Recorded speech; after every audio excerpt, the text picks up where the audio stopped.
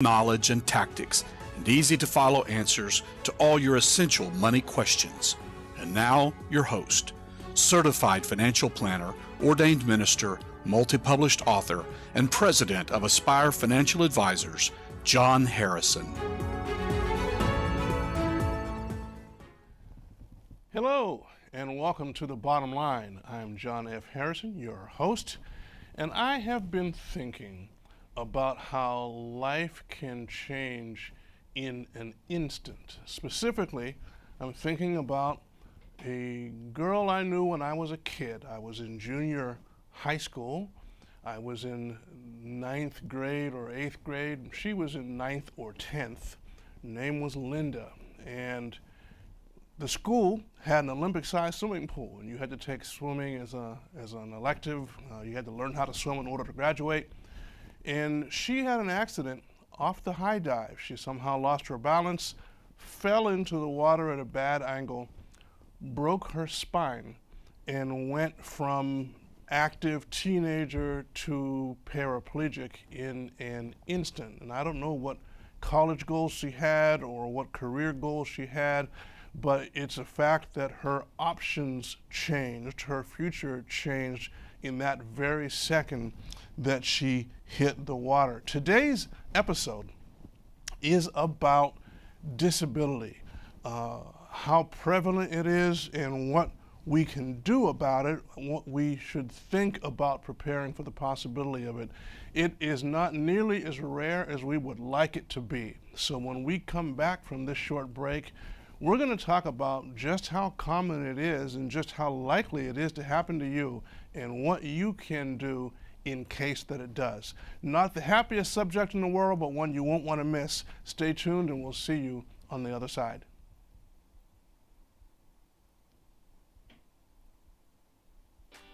People say I've got a great smile.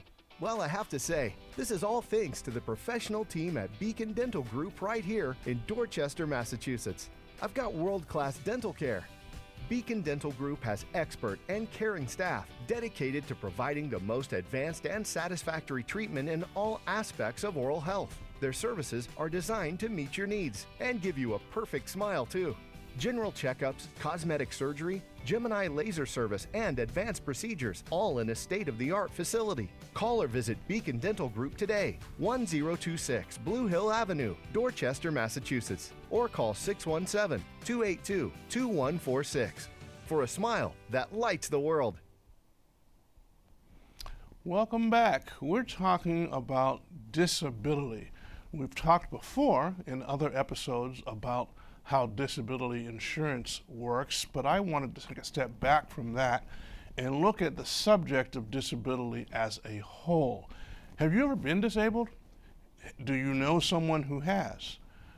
Whether or not you do, I bet you it is more common than you suspect. Here's some official stats that are as recent as the year 2020 and give you an idea of just what's going on. 1 in 4 people who are 20 years old today can expect to be out of work for a disabling injury that lasts at least a year before they reach age 67. Let me say that again slower. If you're 20 now, 1 in 4 20-year-olds will be disabled for at least a year before they reach the age of 67.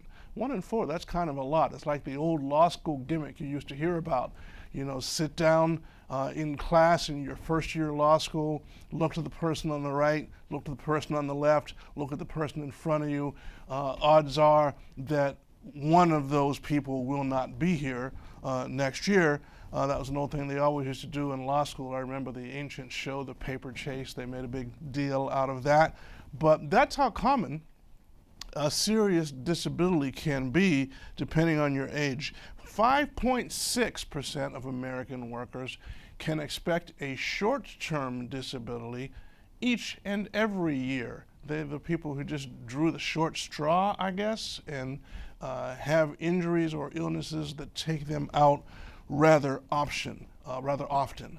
The odds of you being disabled depend largely on your age, and it doesn't go the way you might think it would.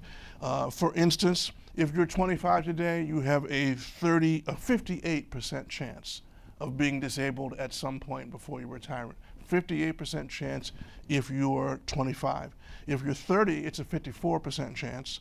35, it drops to 50. 40, it drops to 45.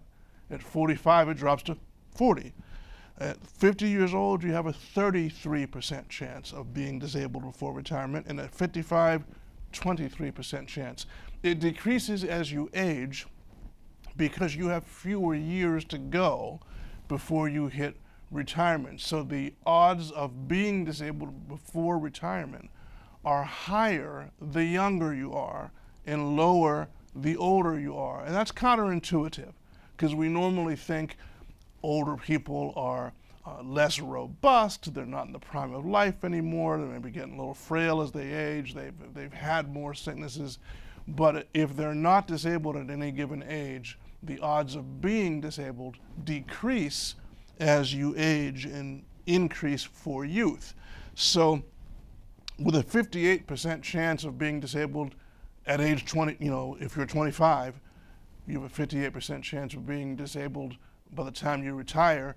That's better than 1 in 2. It's worse than a coin toss in terms of the odds of it happening. For all ages, the average length of a long-term disability is 2.77 years. Almost 3 years, 2 3/4 years is the average length of a long-term disability, and that's averaged across all ages. Every 19 seconds, somebody is hurt in a car accident. Every 17 seconds, somebody is injured at work. We are 5 times more likely to be disabled than we are to die. That's also counterintuitive because we hear about deaths more often. The news broadcast usually leads with people who have been killed. There was a stabbing over here, and there was a shooting over there. There was a car accident over there, and some celebrity died of old age. We hear about deaths a lot, so we worry about deaths more. But disability is actually 5 times more likely to happen to us than is death. And disability is sometimes called economic death because it really works a number on your finances. You're disabled, you're unable to work, your income takes a hit, but rather than going down, your expenses actually begin to go up. That's a problem in that people don't have enough money to start with, never mind being disabled. 44% of American families right now spend more than they earn. I'll say that again, 44%, almost half of American families spend more than they earn. There's only 2 ways to do that, To spend more than you earn, you either have to borrow money to make up the difference. You put stuff on credit cards and hope it gets better next month. Or you take out bank loans, personal loans, those unsecured loans you're always getting junk mail for. And you hope that income improves in a future month.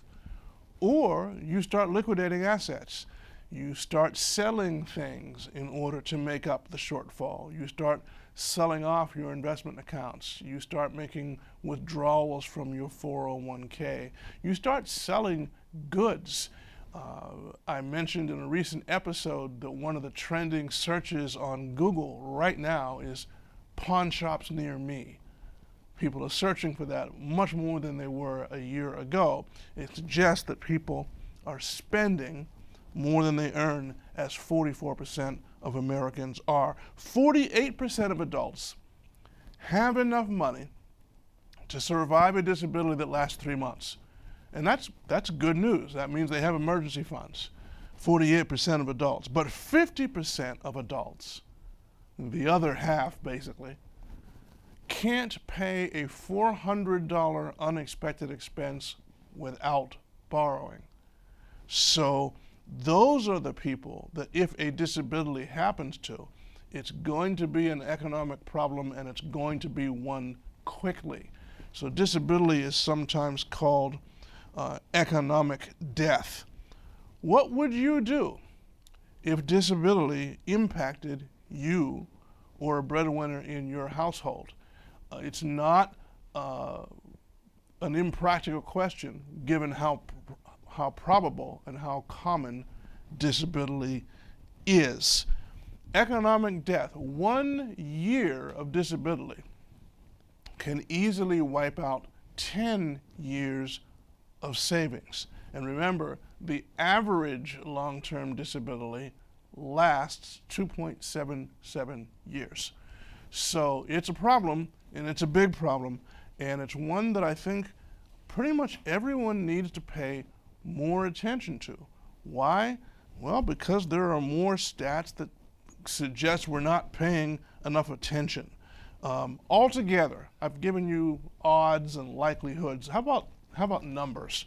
Every year, 375,000 Americans become totally disabled.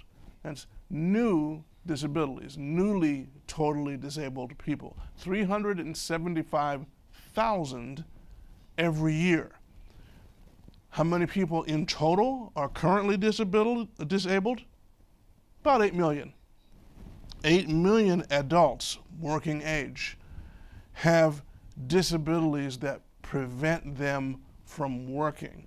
That's a lot of people. That's very nearly the population of the 5 boroughs of New York.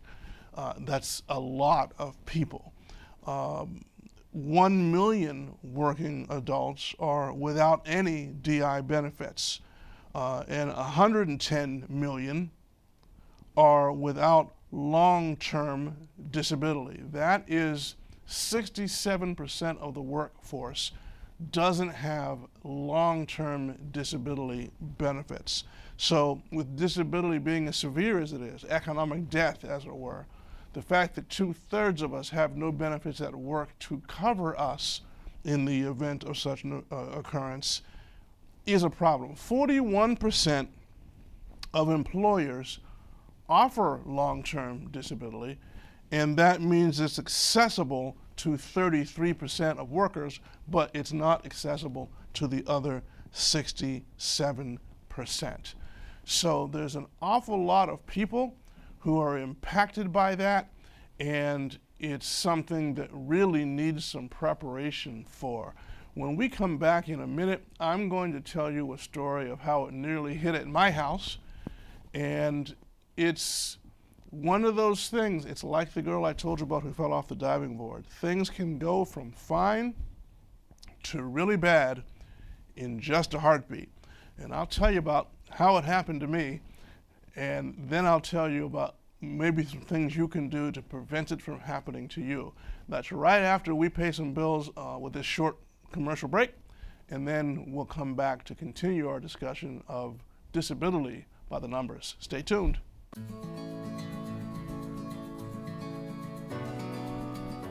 Do you want to make a bold statement? Do you want to stand out in the room? Check in with us before you step out.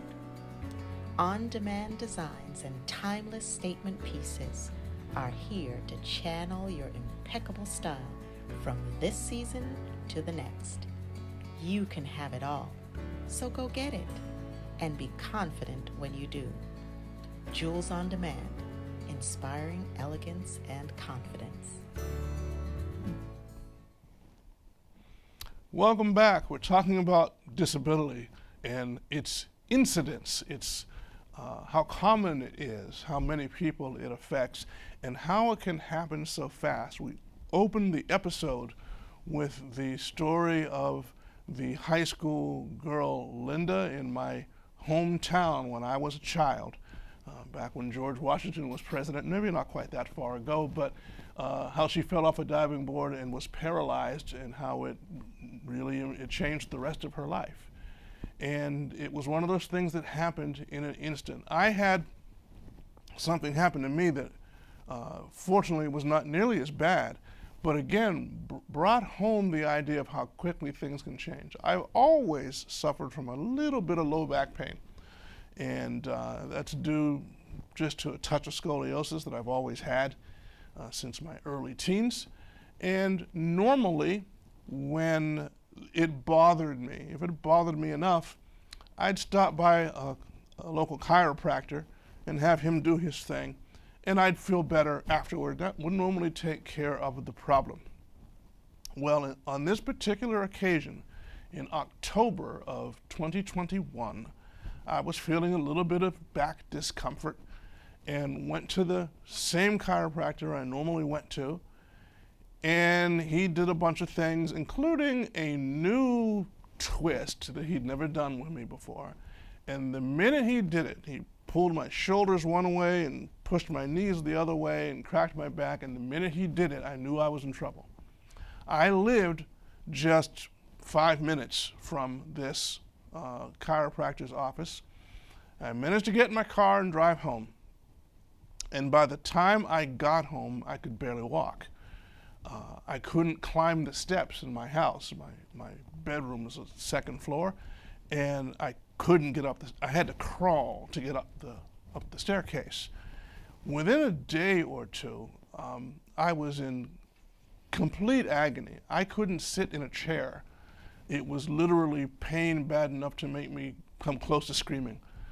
And so I would have meals in a recliner, reclined all the way back with the tray balanced on my chest or stomach, because I couldn't sit up. The act of sitting in a chair just put me in so much pain. I ended up needing physical therapy. They diagnosed me as having multiple herniated discs and pinched nerves.